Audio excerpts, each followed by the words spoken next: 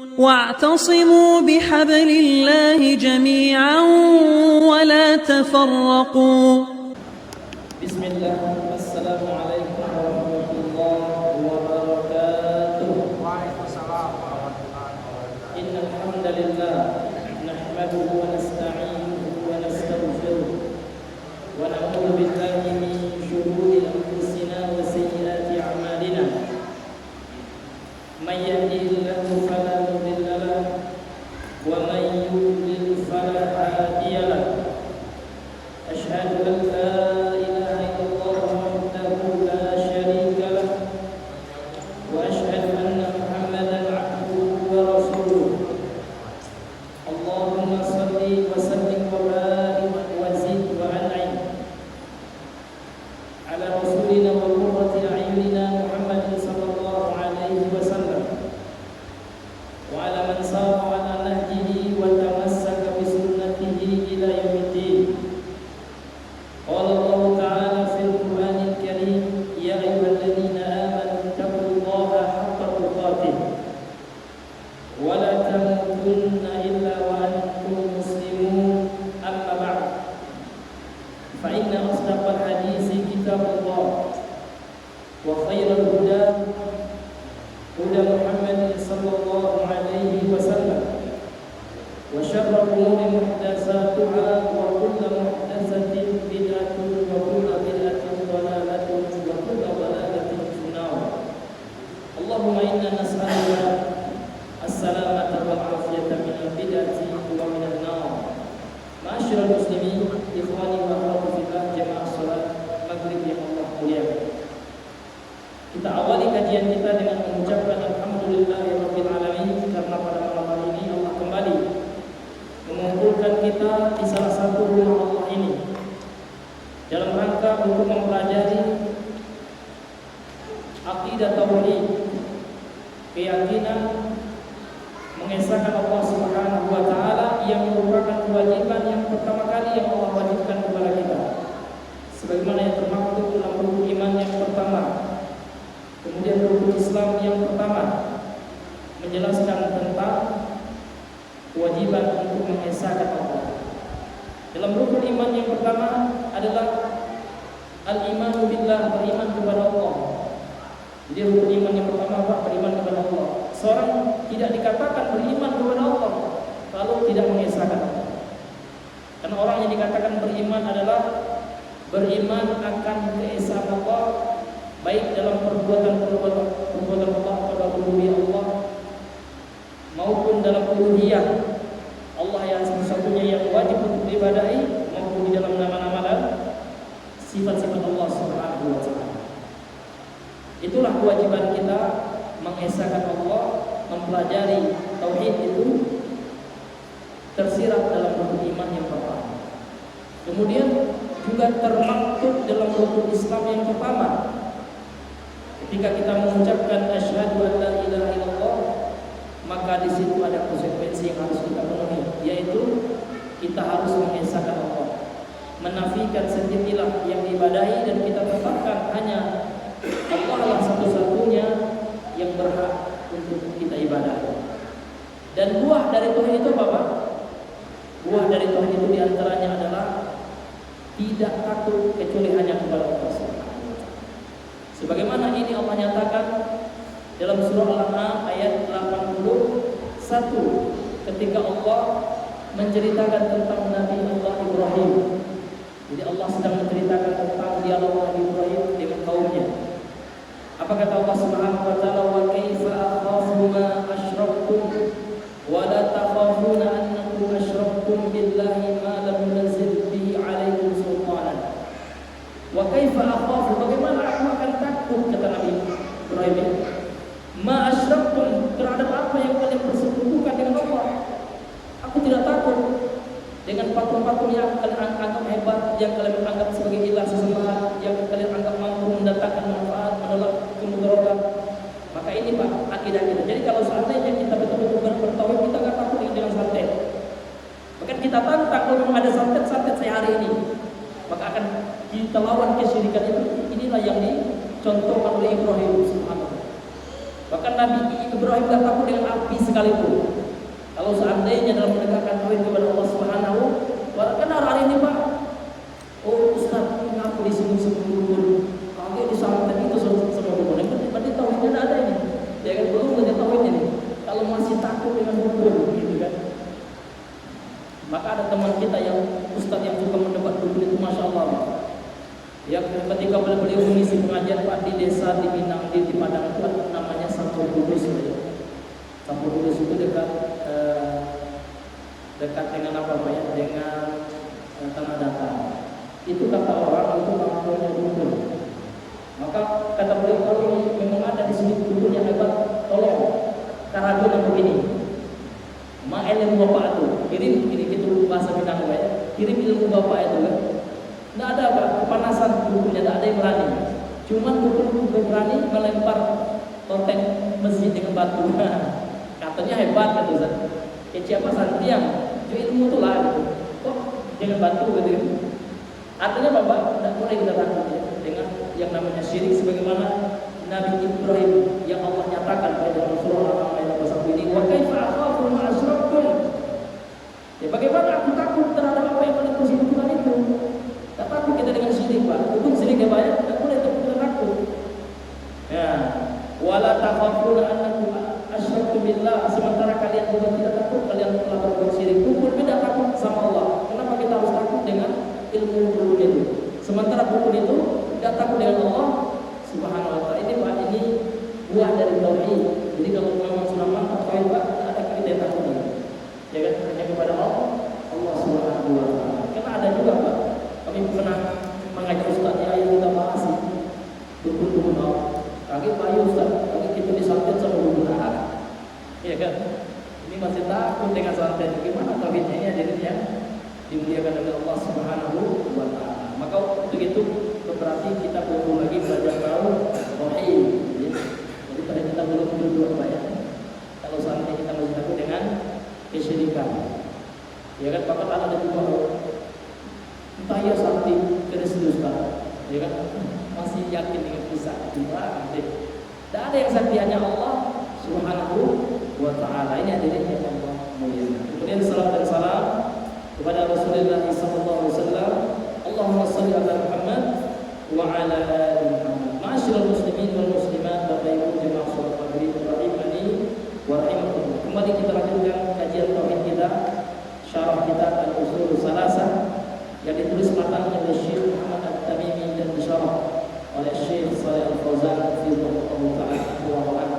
Dan beliau sekarang telah diangkat menjadi mufti resmi ya untuk negara Saudi secara khusus dan untuk kita kaum muslimin secara umum. Masyarakat muslimin yang Allah muliakan, baik ya sekarang kita lanjutkan. Silakan Mas.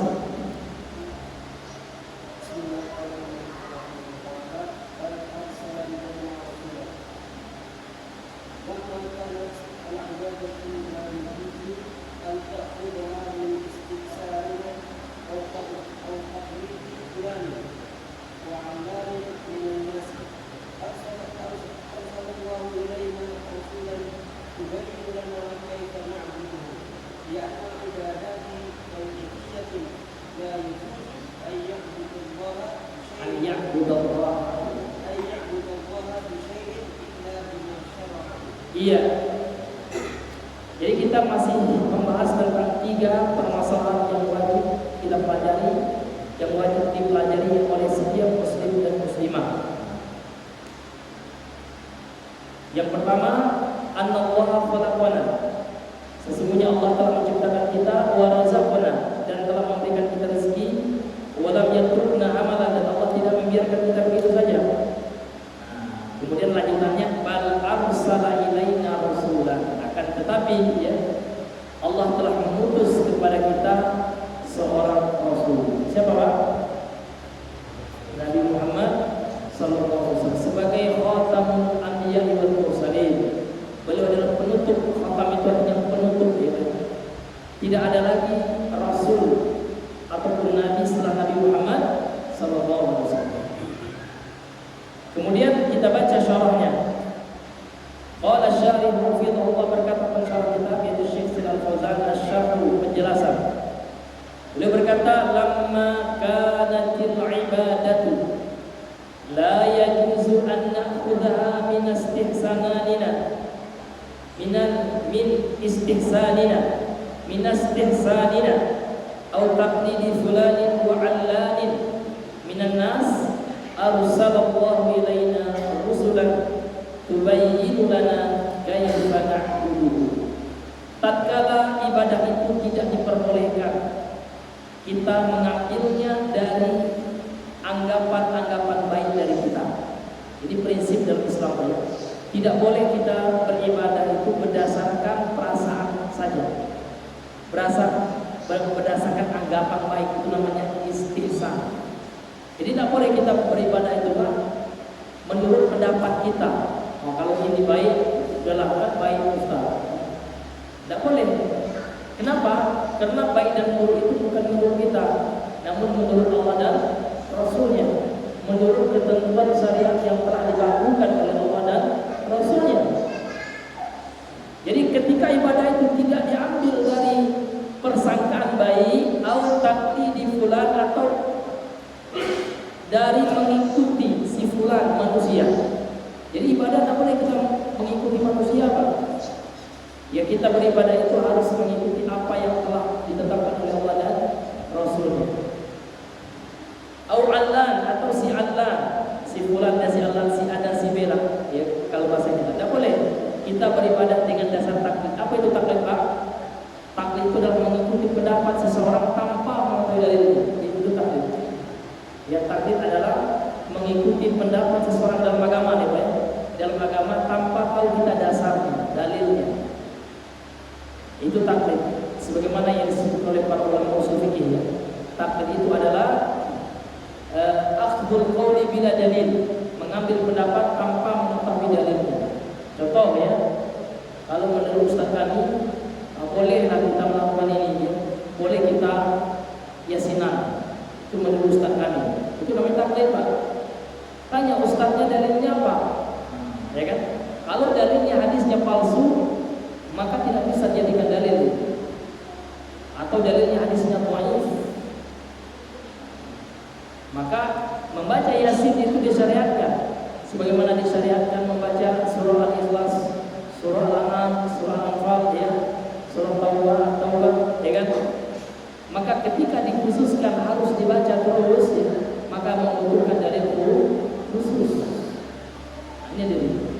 Ketika tidak ada dalilnya, maka Rasul telah memberikan sebuah kaidah kepada kita dalam hadis Sahih Muslim dari Bunda Aisyah radhiyallahu anha, man 'amila 'amalan laisa 'alaihi amruna fahuwa radd. Barang siapa yang mengamalkan amalan umum sifatnya yang terkait dengan agama ini, yang tidak ada contohnya dari kami kata Rasul, maka amalan tersebut tertolak. Dan tidak hanya tertolak, Pak, yang pelakunya juga ya diancam oleh Allah dengan neraka.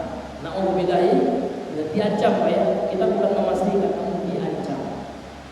Artinya ya, boleh jadi Allah memaafkannya kalau dia bertobat kepada Allah Subhanahu wa taala. Karena dalam hadis Sahih Muslim yang lain, Rasul mengatakan iyyakum wal muhdatsatil umur.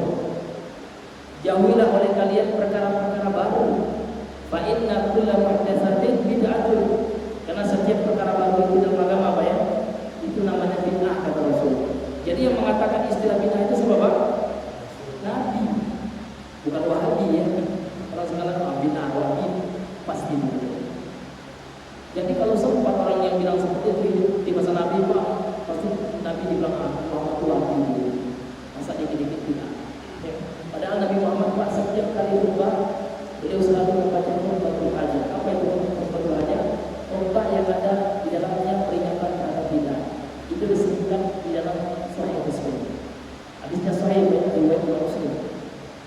Ini hadirin yang diberikan dalam. Jadi Nabi itu, Pak, tatkala berceramah khutbah selalu memperingatkan sahabatnya, iyyakum wal muhdatsatil umur.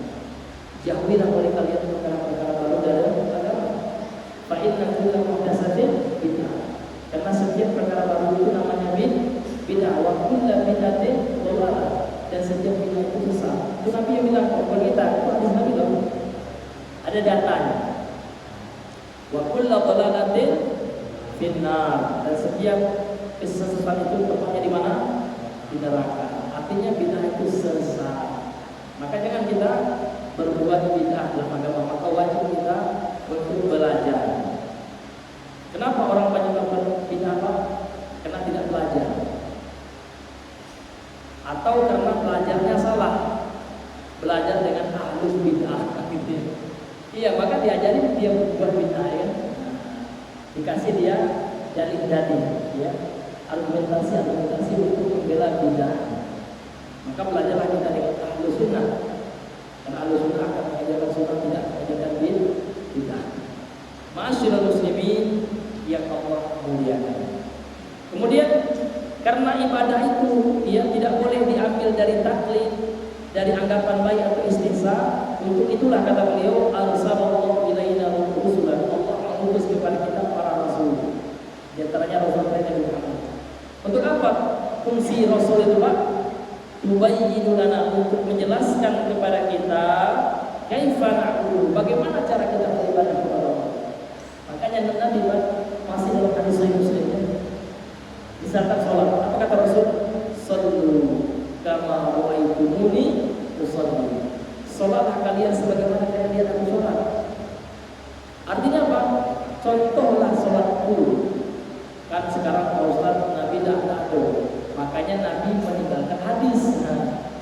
Dalam hadis itu sudah lengkap, Pak. Contoh dalam Sahih Muslim ada namanya kitab sholat. Itu hadis lengkap tentang bagaimana cara sholat Nabi lengkap. Atau Sahih Al-Bukhari atau Sunan At-Tirmidzi ada pembahasan tentang sholat. Maka dari itulah para ulama susun untuk memudahkan kita, dibuatlah kitab tentang sholat. Contoh ya, Syekh Al-Albani menulis judul buku sifat sholat sifat sholat kita di sallallahu alaihi wasallam minal takbiratul ihram ila taslim. Sifat sholat atau cara sholat Nabi dari takbiratul ihram sampai takbir. Dari hadis-hadis Nabi tentang sholat itu diolah lagi oleh ulama di buku, diwariskan kepada kaum muslimin untuk belajar bagaimana cara sholat yang benar. Demikian juga dalam hadis yang lain, hadis yang sahih yang lainnya dari Jabir bin Abdullah. Apa kata Rasul? Khudhu anni manasikakum. Ambillah dari cara manasik haji dan umrah saja. Tidak boleh kita bikin cara baru dalam umrah dan dalam manasik umrah, dalam tata cara umrah. Ada ketentuan, ada sunnah-sunnah yang telah dicontohkan oleh Rasul. Ini hadirin yang dimuliakan oleh Allah Subhanahu wa taala. Karena banyak sekali Pak ketika kita umrah orang-orang yang tidak berilmu. Ada yang musab maqam Ibrahim, ya kan? Apa itu? Ada sunnah Nabi. Tabarruk dengan maqam Ibrahim enggak ada. Ini hadirin, yang ada itu tabarruk dengan Hajar Aswad. Ada dalilnya. Boleh. Kalau bisa kita cium, kalau tak mampu kita isyaratkan bismillahirrahmanirrahim. Kita kasih isyarat aja. Kalau susah kita cium. Ini hadirin yang dimuliakan oleh Allah Subhanahu wa ta'ala. Kemudian kata beliau, li'anna al-ibadati tawqifiyatun. Ini kaidah apa ya? Dalam usul fikih ini, sesungguhnya ibadah itu hukum asalnya tauqifiyah. Apa itu tauqifiyah? Berhenti, jangan kita lakukan sampai ada dalil. La yajuzu an ya'budallaha bi syai'in. Tidak boleh seseorang beribadah kepada Allah dengan sesuatu apapun illa ma syara'u, kecuali dengan apa yang telah Allah syariatkan, kecuali dengan dalil baik, dengan ketentuan yang telah ditetapkan oleh Allah dan Rasul. Jadi tidak boleh kita sembarang beribadah saja tanpa ada dasar. Di sinilah pentingnya kita belajar. Kenapa belajar ilmu agama itu wajib? Karena kita beribadah kepada Allah harus dengan ilmu, tidak ikut-ikutan. Karena banyak di antara masyarakat, terutama di kampung, ya. Kenapa Pak Bapak melakukan ini, Pak? Ini nenek kami dulu, ini Ustaz, dari nenek kami lagi.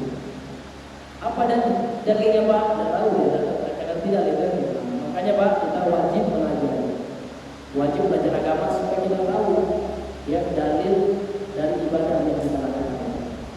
Tahu kata itu orang itu ternyata dari Nabi. Tahu itu yang itu. Karena ilmu itu kan ada hadis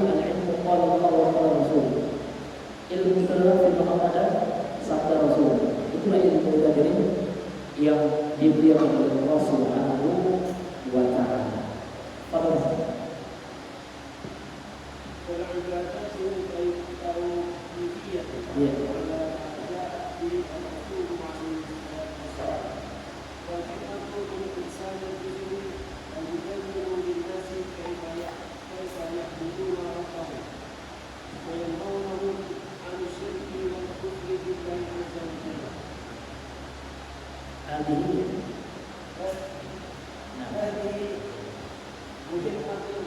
Iya.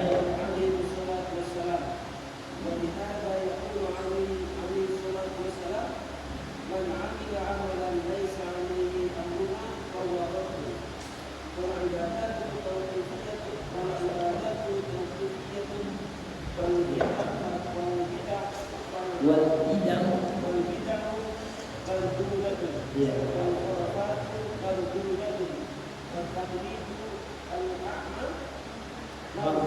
Iya.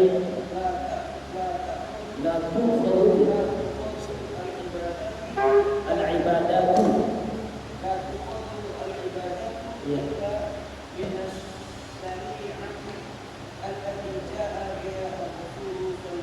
Iya. Kemudian berkata Syekh Shalih Al-Fauzan lanjutannya apa ya? Beliau mengatakan fal ibadatu tauqifiyyah. Apa arti tauqifiyah, Pak?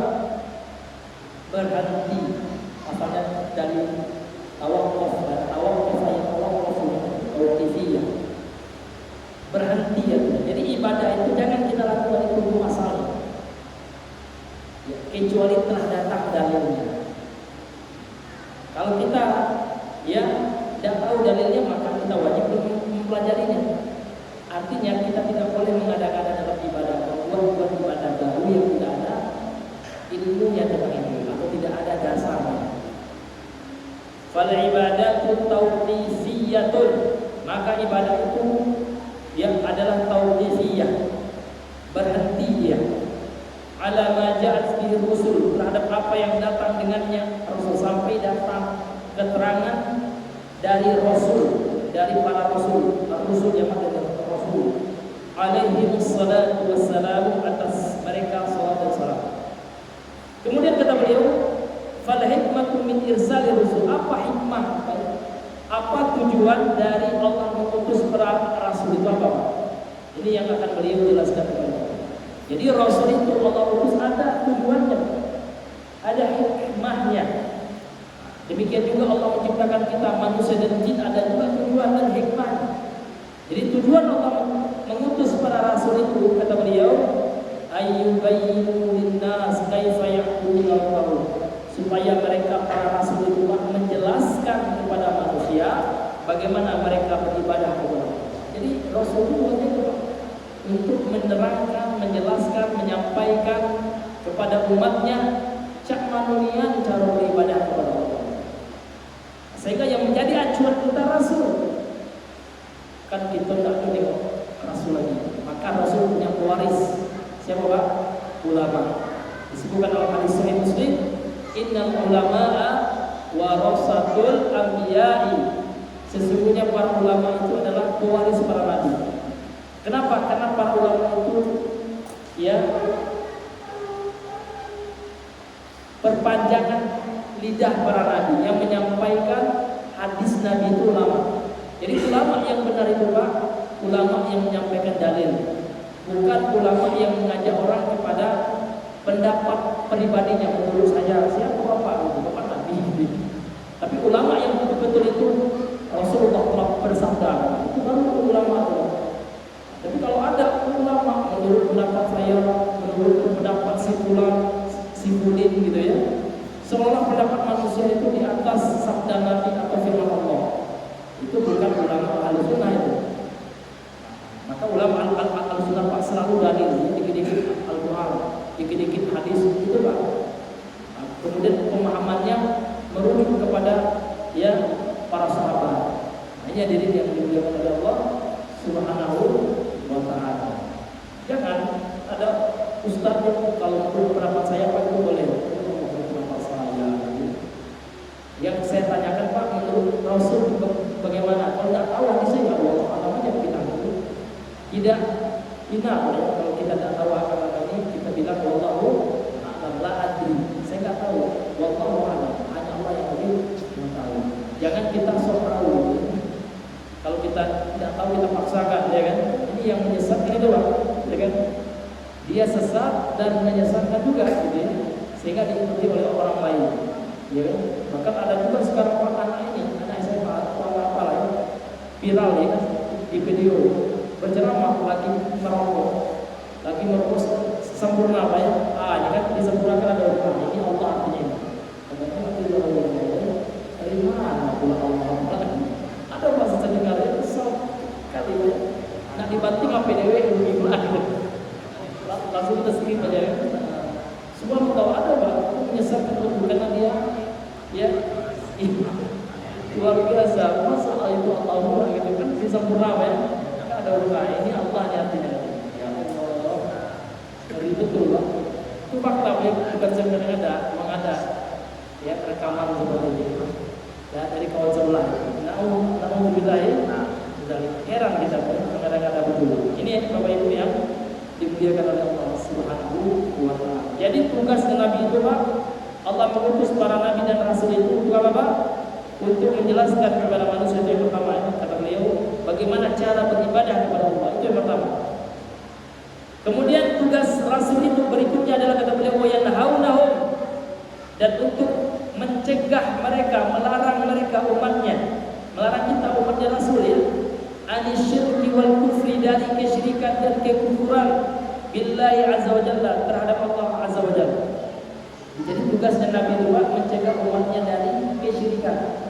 Maka tugas kita juga karena kita orang yang menyampaikan sabda Nabi ya sebagai dai, maka tugas dai juga Pak, pertama kali adalah ya melarang masyarakat manusia dari perbuatan syirik. Maka jangan berperak, Ustaz itu syirik aja membahas. Tidak apa-apa, begitulah. Nabi Muhammad itu 13 tahun di kota Mekah. Kita baru sampai 13 tahun dakwah ya.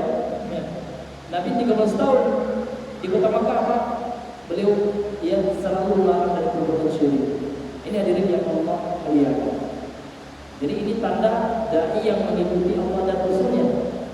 Nah, dia selalu menjelaskan tentang syirik itu. Maka tak boleh kita bosan. Dikit-dikit syirik. Tak boleh, karena syirik ini bahaya. Karena syirik itu banyak ya realitanya yang kita lihat dalam kehidupan kita. Ini hadirin yang Allah muliakan. Masih banyak orang percaya dengan dukun. Buktinya apa? Di medsos pun sudah aktif sekarang dukun. Ya kan? Iya, di TikTok, di Facebook, itu banyak sekarang. Ya, mereka menjajakan perdukunannya. Maka kita harus banyak membahas tentang dukun itu, supaya dukun itu tahu ya perbuatannya itu adalah salah dan merupakan dosa besar dan termasuk kesyirikan kepada Allah Subhanahu wa taala. Jadi tugasnya para rasul itu melarang umatnya dari perbuatan syirik dan kekufuran terhadap Allah. Hadi muhimmatul rusul, inilah tugasnya, perannya para rasul alaihi wassalatu wassalam, atas mereka salawat dan salam. Walihada yaqulu alaihi salatu wassalam, oleh sebab itu ya Rasulullah SAW bersabda, hadis yang telah kita sampaikan tadi ya, man amila amalan laisa alaihi amruna fahuwa raddun, barang siapa yang beramal yang tidak sesuai dengan urusan kami, tidak ada keterangannya dari Al-Quran dan Sunnah, fahuwa raddun, maka amal itu tertolak. Apapun jenis amalannya Pak, kalau masalah agama yang tidak ada keterangannya, tidak ada standar personalnya dari Allah dan Rasulnya, maka kita pastikan amalan itu sia-sia saja. Ini Bapak Ibu yang dimuliakan oleh Allah. Maka disinilah pentingnya Pak kita belajar sunnah. Karena amalan sunnah itulah amalan yang disyariatkan. Ini Bapak Ibu yang Allah muliakan. Fal ibadatu, maka sebuah ibadah itu tauqifiyah, sifatnya tauqifiyah, adalah sesuatu yang berhenti kita lakukan sampai adanya dalil. Wal bid'ah, dan bid'ah itu mardudatun, tertolak, tidak diterima oleh Allah. Wal khurafatu mardudatun, dan khurafat, itu khurafat tahayul, mitos, itu juga tertolak dalam Islam. Wat taqlidul a'ma, dan taklid buta, mengekor saja tanpa tahu dalil, ya kan? Ini juga marfudun, ini juga terangkat, gitu ya, tidak dianggap dalam agama kita. La tu'khadul ibadatu illa minasyariah, dan tidak boleh kita mengambil ibadah kecuali dari syariat, dari Al-Qur'an dan Sunnah. Allati ja'a bi rasul, yang datang dengannya Rasul sallallahu alaihi wasallam. Jadi tidak boleh kita berinovasi dalam ibadah. Ya, tidak boleh kita menciptakan ini cara ibadah baru seperti ibadah yang diciptakan oleh orang tarikat. Tarikat macam-macam Pak. Tarikat Naqsbandiyah ada wirid tertentu. Nah, ini amalan mursyidnya itu. Ada juga di Padang ya, tarikat Syatariyah, ada tarikat Samaniyah, ada Tijaniyah, ada Qadiriyah. Jadi beda-beda Pak cara ibadahnya, wiridnya pun beda-beda. Wiridnya itu tidak dari Nabi Pak, namun dari pengalaman spiritual. Tidak bisa ibadah itu dari pengalaman, tak ada. Ya, jadi saya pernah Pak ya, ingin membahas atau meluruskan tentang tarikat itu, saya ikuti juga, saya baca referensi tarikat juga ya. Iya, jadi tarikat itu Pak diambil dari apa? Ya dari pengalaman spiritual dirinya. Jadi amalan yang diperbuat, disitulah ulama al-usul mengatakan tidak ada yang namanya tarikat sufiyah dan Islam. Tarikat kita satu, tarikatnya Rasulullah, bukan Naqsbandiyah, namun tarikat Rasul. Cara beribadah, karena tarikat itu kan secara rasa berjalan. Jadi yang kita ikuti tarikatnya semua Rasulullah, bukan Naqsbandi gitu ya. Itu manusia dan belum tentu juga nyambung ya. Karena orang yang mencipta itu sudah lama meninggal kan gitu. Ini hadirin yang dunia macam-macam. Ada tarikat zikirnya itu tarikat itu. Ada juga yang zikirnya Bapak goyang ya. Ya.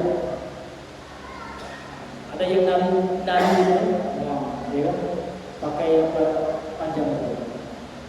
Macam-macam. Dan semuanya itu dalam bid'ah. Ya, tidak ada dalam agama Islam. Ini buatan manusia saja. Ini hadirin yang dimuliakan oleh Allah Subhanahu wa ta'ala. Ya. Foto masuk. Nah,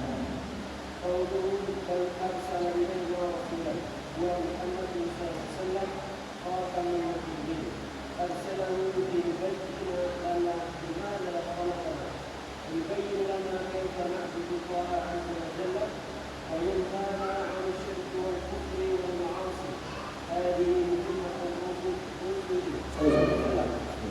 وقد بلغوا الدين وأدى الأمانة ونصح الأمة عليه الصلاة والسلام وبين ووضح وتركنا على محجة البيضاء، على المحجة البيضاء غيرها كنهارها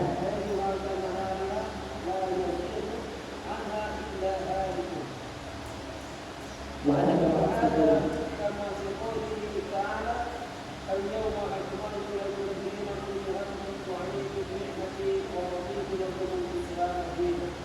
Iya, kemudian Syekh Shalih Al Fauzan melanjutkan qala asy-syarih fidhullah qawluhu, dan ucapan penulis Syekh Muhammad At-Tamimi, bal arsala ilaina rasulan, akan tetapi Allah telah mengutus kepada kita seorang rasul. Siapa seorang rasul itu? Kata beliau, huwa Muhammadun, dia adalah Nabi Muhammad SAW, khatamun nabiyyina, penutup para nabi. Arsalahu, Allah telah mengutusnya kepada kita untuk apa?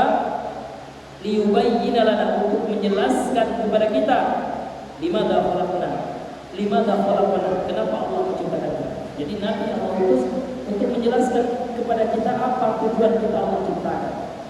Wa yubayyina, dan untuk menjelaskan lana kepada kita kaifa na'budullaha azza wa jalla, bagaimana cara kita beribadah kepada Allah. Itu nabi Pak. Ini perannya Nabi Rasul ini. Perannya Nabi Muhammad SAW untuk menjelaskan kepada kita bagaimana cara beribadah kepada Allah. Kemudian wa yanhana 'anil syirki wal kufri wal ma'asi. Dan Rasul Nabi Muhammad sallallahu alaihi wasallam melarang kita dari kesyirikan, kekufuran dan kemaksiatan. Ini tugas Nabi. Jadi kalau kita ingin mengikuti Nabi, kita juga ya punya tugas untuk menyampaikan ini. Ya. Karena ciri pengikut Nabi juga mereka juga mengambil peran dalam dakwah. Ya, mereka juga ingkar munkar. Karena Allah mengatakan dalam surah Al-Imran, wal takum minkum ummatun, dan ada katakan satu umat yad'una ila al-khair, yang mana satu umat itu mereka mengajak kepada kebaikan, wa ya'muruna bil ma'ruf wa ya'muruna bil ma'ruf, mereka mengajak kepada kebaikan, wa yanhauna 'anil munkar, dan mereka mencegah dari kemungkaran. Yang mungkar itu apa? Syirik, munkar. Kekufuran itu juga munkar, kemaksiatan itu juga munkar. Maka Allah mengatakan apa di akhir ayat ini? Wa ulaika humul muflihun. Kalau kita ikut seperti itu, ikut ke dalam umat yang disebut oleh Allah itu, maka kita akan menjadi orang-orang yang beruntung. Ya, maka jangan kita merasa rugi. Oh, ya ikut rombongan dakwah itu, ya, bisa disebut kuning, enggak apa? Ya, karena dakwah itu butuh ya butuh kerjasama. Karena Allah mengatakan wa ta'awun, butuh ta'awun alal birri wa taqwa. Tidak diragu lagi dakwah termasuk ketakwaan dan kebaikan. Maka dalam dakwah itu Allah mengatakan wa ta'awun, dan tolong kalian. Di sini ada kita saling tolong dakwah. Karena Nabi mengatakan dakwah itu oleh para sahabat. Ya kan? Oleh Abu Bakar ada sesi seksi keuangannya yang mendanai. Ada juga Abu Zar yang punya duit tapi punya keberanian, ya kan? Dia yang menjadi Rasulullah ke tempat itu gitu. Iya, artinya semuanya ada peran. Yang punya uang berdakwah dengan uangnya, yang tidak punya uang dengan waktunya, dengan tenaganya, yang tidak punya apa-apa ya dengan doa, ya kan? Waktu tidak ada pula gitu kan. Minimal kita doakan Pak ya, teman kita yang mendakwakan tauhid. Ini hadirin ya. Jangan kita anggap beberapa waktu aja, kalau ada orang akuin di situ beberapa waktu. Oh gitu. Ya. Masa dibilang beberapa waktu kita pedalaman menjelaskan tauhid, sementara orang kampung butuhnya dengan tauhid Pak ya, butuhnya dengan syirik. Kalau seandainya mereka paham berzina itu syirik, berstatus subhanallah, maka pahalanya itu bisa lebih baik daripada barang antik berharga yang kita punya hari ini. Ya, orang sekarang bangga punya mobil Pajero, tidak ada apa-apanya itu kalau kita berdakwah. Dan orang yang kita dakwah itu izin Allah kasih hidayah sebab kita semuanya dapat pahala juga, tidak hanya ustadznya, seksi dananya dapat pahala juga, yang menjamin transportasi juga dapat pahala, ya kan? Jadi itu di sisi Allah nanti Pak yang akan memberi syafaat kita. Kan tidak tahu itu pahala kita yang mana nanti yang akan diterima. Boleh jadi lewat mobil kita. Oh, ini mobil Bapak itu pernah dulu ngantar orang itu dalam Rasulullah, ya kan? Diampuni dosa, kan tidak tahu kita yang mana, ya kan? Ini hadirin yang dibutuhkan. Artinya Pak, ya, kita mesti mengambil peran dalam dakwah ini. Kalau kita ingin menjadi orang yang wa ulaika humul muflihun, mesti kita masuk ke dalam satu umat yang Allah katakan wal takum minkum ummatun yad'una ila al-khair wa ya'muruna bil ma'ruf wa yanhauna 'anil munkar wa ulaika humul muflihun. Ini hadirin yang Allah. Jadi tugas Nabi itu mencegah umatnya dari kesyirikan, kekufuran, kemaksiatan. Kemudian kata beliau, hadhi muhimmatur rasul, ini adalah perannya para rasul sallallahu alaihi wasallam. Wa qad ballaghal balaghal mubin, Nabi telah menyampaikan penyampaian yang jelas. Jadi agama itu sudah jelas, tidak ada lagi yang salah. Namun kita aja enggak belajar sehingga menjadi tidak jelas ya. Tapi kalau agama pada dasarnya sudah jelas, makanya kita belajar. Kemudian kata beliau wa addal amanah, Nabi juga telah menunaikan amanahnya. Sudah Nabi sampaikan semua agama ini, semua prinsip agama, semua masa ibadah sudah sempurna. Tidak ada lagi yang tersisa. Ma baqiya syai'un, disebutkan dalam hadis sahih dari Imam Al-Baihaqi, kata Rasul, ma baqiya syai'un, tidak ada lagi yang tersisa sesuatu apapun dalam agama, tidak ada. Semuanya telah Nabi sampaikan. Alladzi yuqarribuka ila jannah, wa yubaidu anin nar, dan yang menjauhkan dari neraka itu.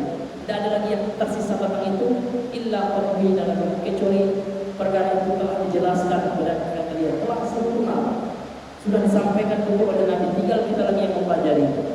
Wa nasal ummah, dan Nabi telah menasihati umat ini Pak, dengan bid'ahnya, ya kan, dengan nasihat tentang bahaya bid'ah telah Nabi sampaikan.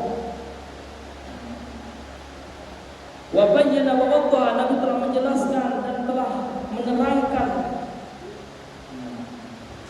Wa tarakana 'alal mahajjatil baydha'i, dan Nabi telah meninggalkan kita di atas hujah yang bersih, yang putih. Lailuha kanahari, malamnya seumpama siangnya. La yazirwana, dan tidaklah ya berpaling dari hujah Nabi yang terang, yang putih itu, illa halikun, kecuali dia akan binasa. Wa hadza kama fi qoulina, dan ini sebagaimana dalam firman Allah dalam surah Al-Maidah ayat yang ketiga itu, al-yawma akmaltu lakum dinakum wa atmamtu alaikum ni'mati wa raditu lakum Islam madinah. Ini tentang kesempurnaan Islam. Hari ini kata Allah, telah aku sempurnakan bagi kalian agama kalian, Islam telah sempurna. Wa atmamtu alaikum ni'mati, dan aku juga telah sempurnakan atas kalian nikmatku, yaitu Islam. Wa raditu lakum Islam madinah, dan aku telah ridho kata Allah Islam sebagai agama kalian. Jadi telah sempurna agama ini Pak. Tugas kita hanya mempelajari, mengamalkan, menyampaikan, dan sabar. 4 itu Pak ya. Sebagaimana telah kita bahas pada pembahasan yang sebelum, mempelajari agama ini. Setelah kita pelajari, kita amalkan. Setelah kita amalkan Pak, kita masuk ke dalam dakwah. Ada peran kita, terutama mendakwahi istri kita lah yang dekat ya Pak ya. Kita dakwahkan, terangkan Islam ini kepada orang yang terdekat terlebih dahulu. Kemudian yang keempat, kita sabar. Karena dalam dakwah ini Pak, banyak olah dan duri, banyak cobaan dan rintangan yang membutuhkan kesabaran. Ya, kalau tidak sabar Pak, tentu Nabi akan berhenti dakwah. Kenapa? Karena beliau dicemooh, dibilang gila, dibilang penyair, dibilang apa Pak? Ya, banyak sekali ya, majnun gitu ya. Bahkan beliau diancam untuk dibunuh sallallahu alaihi wasallam. Namun karena beliau sabar Pak, Allah tolong agama ini. Makanya Allah menyuruh kita, kalau kita tolong itu yang sabar dengan sholat dan salat. Wasta'inu bis-sabri was-shalah. In ya ayyuhalladzina amanu ista'inu bis-sabri was-shalah, innallaha ma'as-sabirin. Sesungguhnya Allah itu bersama orang yang sabar. Wallahu ta'ala a'lam bishawab. Masuk aja Pak. Ya, karena sudah masuk waktu ya, maka kita cukupkan sampai di sini pembahasan kita pada malam hari ini. Mudah-mudahan yang singkat ini bisa bermanfaat. Subhanallah wa bihamdika, asyhadu an la